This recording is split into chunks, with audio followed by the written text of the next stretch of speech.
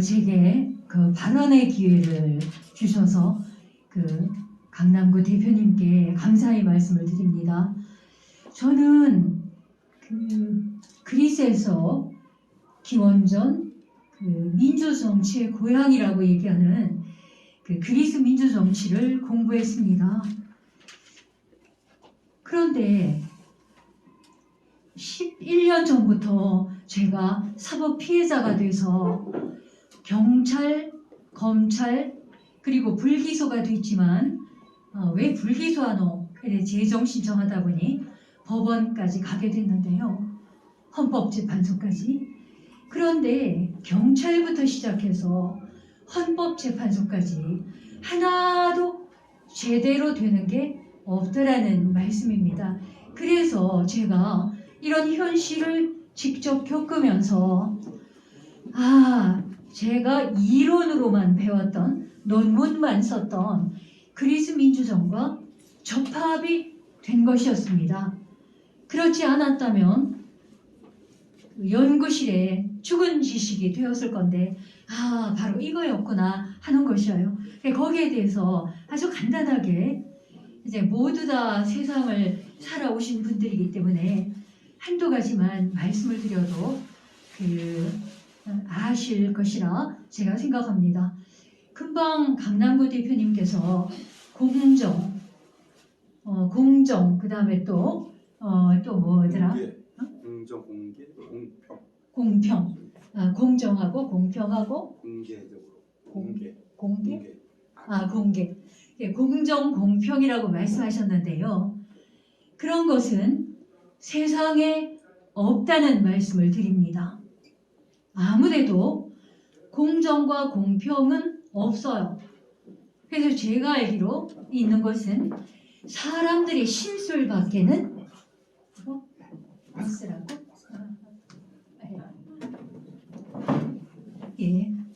세상에 존재하는 것은 사람들의 심술밖에는 없다는 것입니다.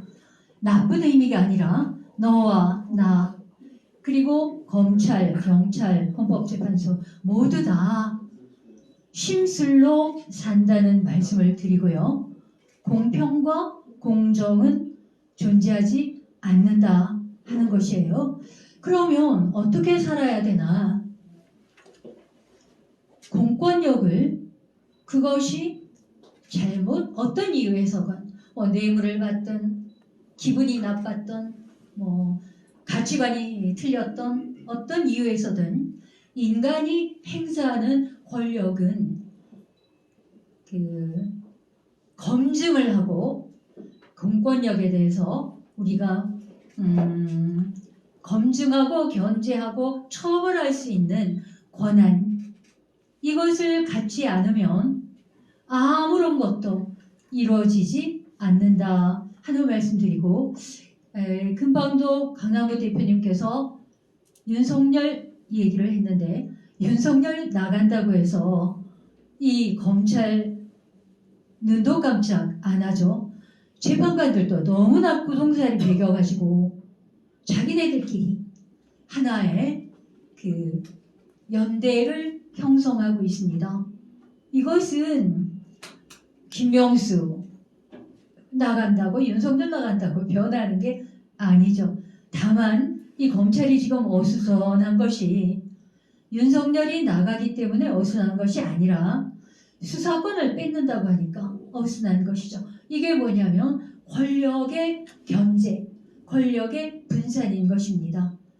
그래서 오늘 이 귀한 시간에 제게 많은 시간이 할애되지 않기 때문에 한두 가지를 말씀드리는데 그 중에 한 가지가 정확하게 권력을 뺏고 그리고 우리가 견제하고 검증하고 처벌할 수 있는 권한을 가졌을 때에 비로소 헌법 제1조에서 얘기하는 국민이 모든 권력의 원천이 된다 하는 말씀 드리고요. 지금 우리는 아무것도 갖고 있지 않습니다.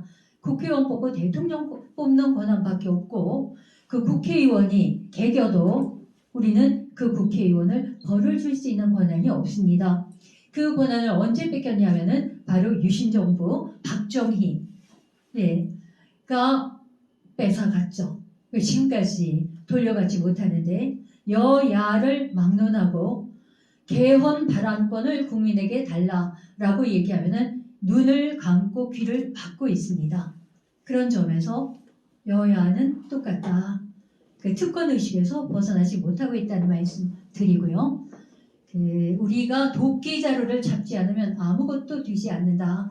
그 다음에 또 한 가지는 그리스의 민주정에서는 오늘날 우리가 보는 정부 같은 것이 없었습니다. 그냥 그 비상임 일이 있을 때마다 돈 있는 사람들이 나와가지고 봉사를 했어요. 근데 거기도 500인 의회가 있었습니다. 우리는 300인인데 500인 의회가 있었어요. 그리고 민회가 있는데 이 의회는 아무 결정권이 없었습니다. 다만 민회에서 결정해야 되는 것을 안건을 준비하는 데 불과했습니다. 그래서 이 의회는 결정권이 없다. 민회에서 모든 것을 결정했습니다. 그리고 우리가 시민권이라고 얘기하는데요. 정부라는 것이 없었기 때문에 시민권은 국가에서 줄 수가 없어요. 근대 국가하고는 권력 구조가 반대였습니다. 그러면 우리가 잘못 알고 중고등학교에서 잘못 배우고 있는 거, 아테네라는 도시국가가 있는데 시민권은 어떻게 얻냐? 정부가 없으니까 그 정부에는 민회밖에 없습니다. 우리 이렇게 모이면 민회가 되는 것이죠. 그 시민권이 누가 주냐면은 바로 집안에서 적자로 인정을 해서 동네 이장에게 우리 집안에 이런 적자가 있습니다. 합법적인 아들이죠.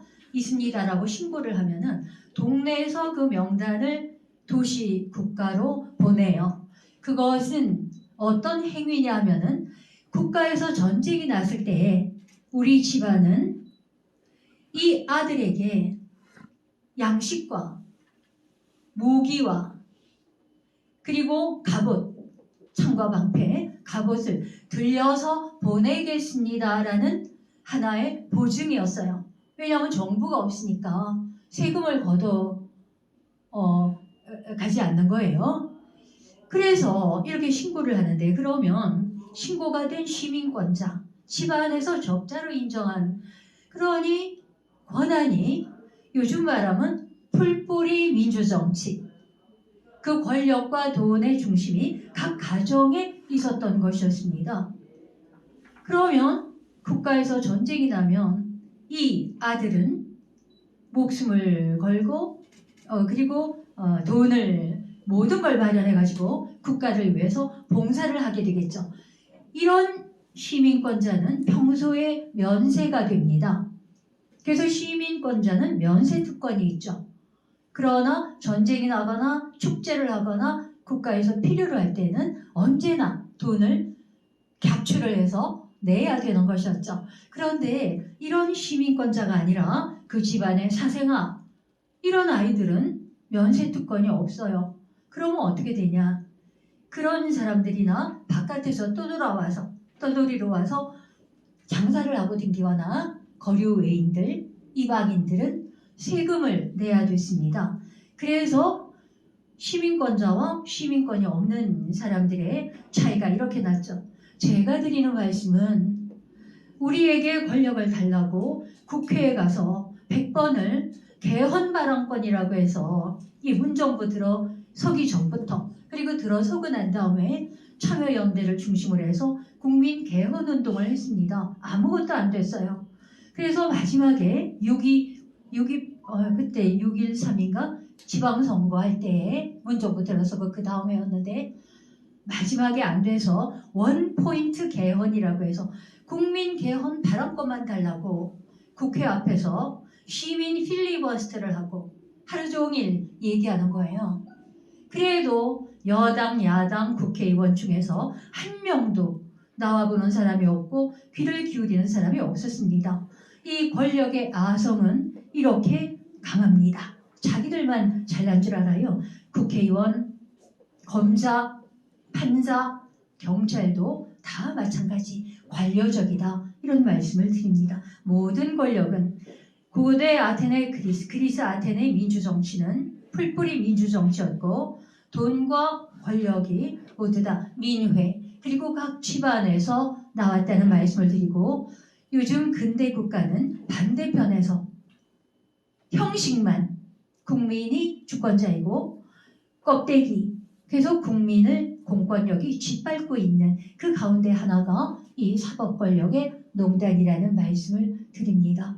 오늘 너무 감사합니다. 기회를 주셔서. 감사합니다. 신하영 교수.